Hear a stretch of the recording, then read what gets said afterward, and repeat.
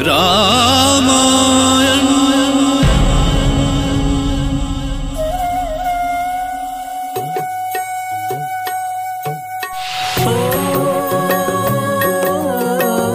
मंगल भवन अमंगल हारी,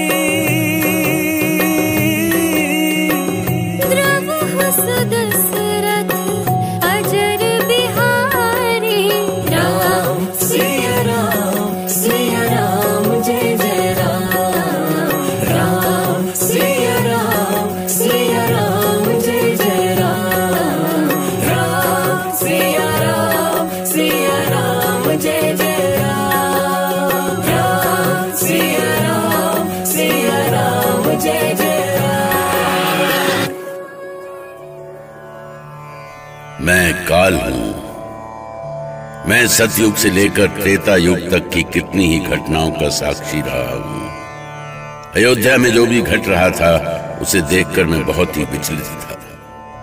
देवलोक में श्री राम को राजगद्दी पर ना बैठने देने की जो योजना बनी थी उसके परिणाम की कोई कल्पना भी नहीं कर पा रहा था, या शायद करना नहीं चाहता था। दशरथ ने कैकेयी को जो वचन दिया था उनको राम के सामने कहना उनके लिए मृत्यु को गले लगाने से कठिन था। वो जब भी उस क्षण के बारे में सोचते उनकी आंखों के सामने अंधेरा छा जाता, और उनकी ये दशा देखकर राम भी असहाय होते जा रहे थे। वो कभी पिता की ओर देखते तो कभी माता कैकेयी की ओर, कि कोई तो उन्हें बताए कि पिता की इस गहरी पीड़ा का कारण क्या है। छोटी माँ, ये आप क्या कह रही हैं? मैं जो कुछ भी कह रही हूं सच कह रही हूं राम। महाराज ने जो मुझे वचन दिया है उसे वो कह नहीं पा रहे हैं, और वही वचन शूल की तरह महाराज के हृदय में चुप रहा है। बस उनके अस्वस्थ होने का कारण यही है। चुप हो जाइए महारानी कैकेयी, भगवान के लिए आप चुप हो जाइए। मुझे बोलने दीजिए महाराज। आप नहीं बोलेंगे तो मुझे तो बोलना ही पड़ेगा। कैकेयी, मुझे मत रोकिए महाराज। सच को कब तक छुपाया जा सकता है? और फिर आप वचन दे चुके हैं। मैं कुछ समझ नहीं पा रहा हूं। छोटी माँ, आप सब कुछ साफ साफ क्यों नहीं कहती? मैं समझाती हूं राम। महाराज अपने दिए गए 2 वचनों से बंधे हैं, और वही वचन इनकी पीड़ा का कारण है। नहीं महारानी कैकेयी, नहीं।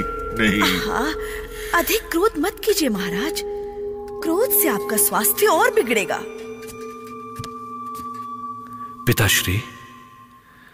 पिताश्री, छोटी माँ किस वचन की बात कर रही है? वो ऐसी कौन सी वचन है जो आपको पीड़ा दे रही है पिताश्री?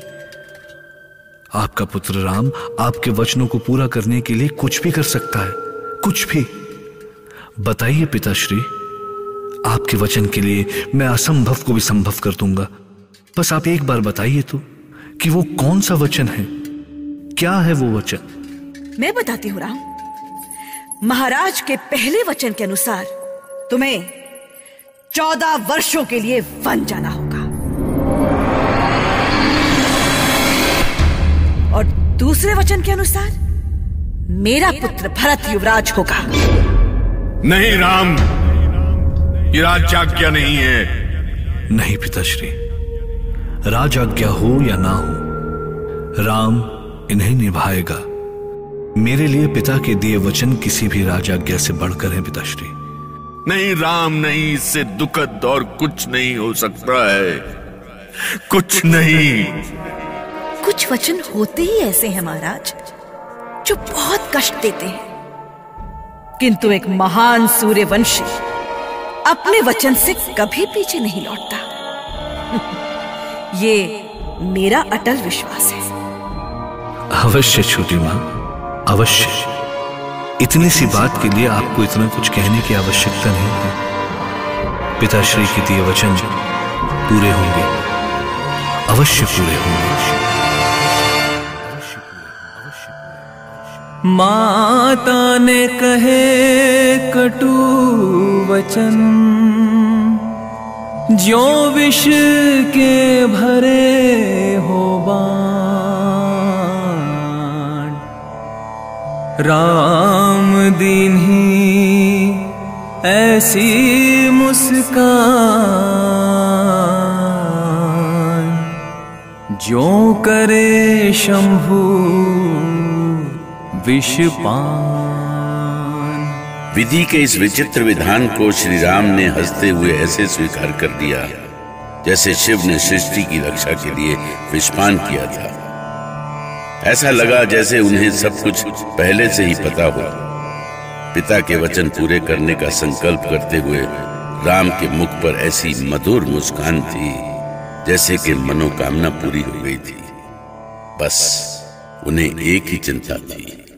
पिताश्री, आप इतनी छोटी सी बात के लिए दुख के सागर में डूब गए? क्यों पिताश्री, क्यों? क्या आपको अपने राम पर भरोसा नहीं था?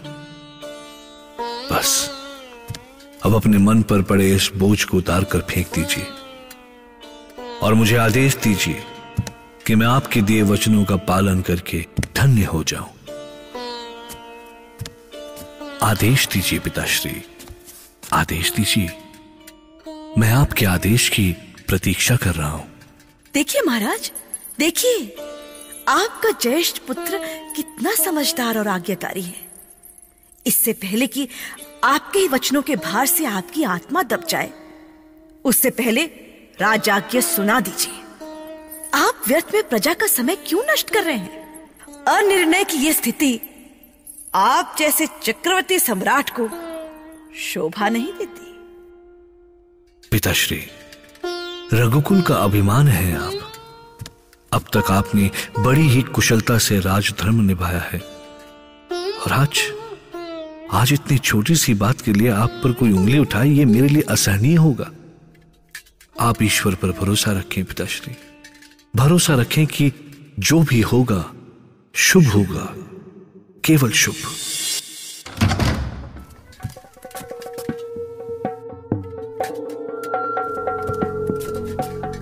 कुमार लक्ष्मण, हम इस विलंब का कारण नहीं समझ पा रहे हैं। राज्याभिषेक का मुहूर्त बीता जा रहा है, हवन यज्ञ भी समाप्ति की ओर है, परंतु महाराज अभी तक नहीं आए। ऐसा क्या हो गया जो उन्हें लेने गए राम भी अभी तक नहीं लौटे? क्षमा करें गुरुदेव, मैं पिताश्री और भैया को देखने गया था, पर क्या लक्ष्मण? भैया पिताजी के साथ किसी गंभीर मंत्रणा में हैं। राज्याभिषेक के समय मंत्रणा? ऐसा क्या हो गया जो? ये तो उत्सव की बेला है लक्ष्मण, ऐसी घड़ी में क्या हो रहा है ये सब? ये बात पिताजी और भैया से अच्छी तरह और कौन जानता है, पर यदि वो अभी तक नहीं आ सके हैं तो अवश्य ही कोई गंभीर कारण होना चाहिए। हाँ, वो तो मैं भी समझ रहा हूँ और वही मेरी चिंता का कारण है। पर इससे भी बड़ी बात यह है कि अतिथि क्या सोचेंगे? वो तो कोई कारण नहीं जानते। वो सब तो राम के राज्याभिषेक के लिए यहाँ आए। ऐसे में हम क्या कहें उनसे? अब सोच क्या रहे हैं महाराज? ऐसे अवसर पर विलंब करना आपकी दुर्बलता कहलाएगी। मुझे आदेश दीजिए पिताश्री, आदेश दीजिए। आपको क्या हो गया पिताश्री? आदेश क्यों नहीं देते आप? क्या आपका अपने राम पर से भरोसा उठ गया है? अब तो स्वयं पर भी भरोसा नहीं रहा पुत्र राम। ऐसा लगता है कि हुनी मेरे साथ कोई खेल खेल रही है। अयोध्या नरेश हुनी के हाथों की कठपुतली बनकर रह गया है। नहीं पिताश्री, रघुकुल नायक चक्रवर्ती सम्राट अयोध्या नरेश इतने दुर्बल नहीं हो सकते। ये जो कुछ हो रहा है इसे आप विधि का लेखा नहीं, अपना निर्णय मानते हुए मुझे आदेश दीजिए। हाँ महाराज, इससे पहले कि कोई अनहोनी हो, आप अपने वचनों को आदेश में बदलिए। आदेश दीजिए महाराज, आदेश दीजिए। मैं सूर्यवंशी अजपुत्र अयोध्या नरेश दशरथ अपने द्वितीय पुत्र भरत को युवराज पद देने की घोषणा करता हूं। और इसी के साथ दूसरा वचन भी पूर्ण कीजिए महाराज। पूर्ण कीजिए। हाँ पिताश्री, आपके वचनों को पूरा करके मैं जन्मों जन्मों के लिए धन्य हो जाऊंगा। बोलिए पिताश्री, बोलिए, मैं आपका दूसरा वचन सुनने के लिए व्याकुल हूं।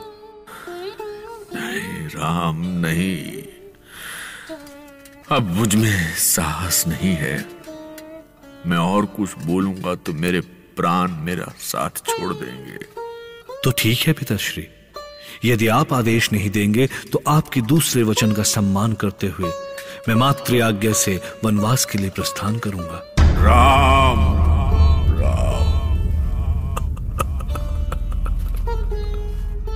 कितनी कुटिलता, कितनी दुर्भावना और कितने स्वार्थ के गर्भ से जन्मे थे कैकेयी के ये दो वचन, जिनको पूरा करने के लिए उसने क्या नहीं किया, और अंततः महारानी कैकेयी की कामना पूरी हुई।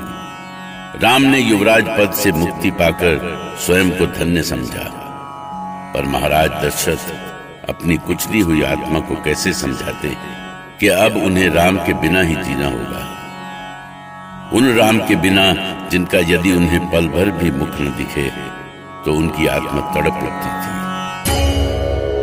राम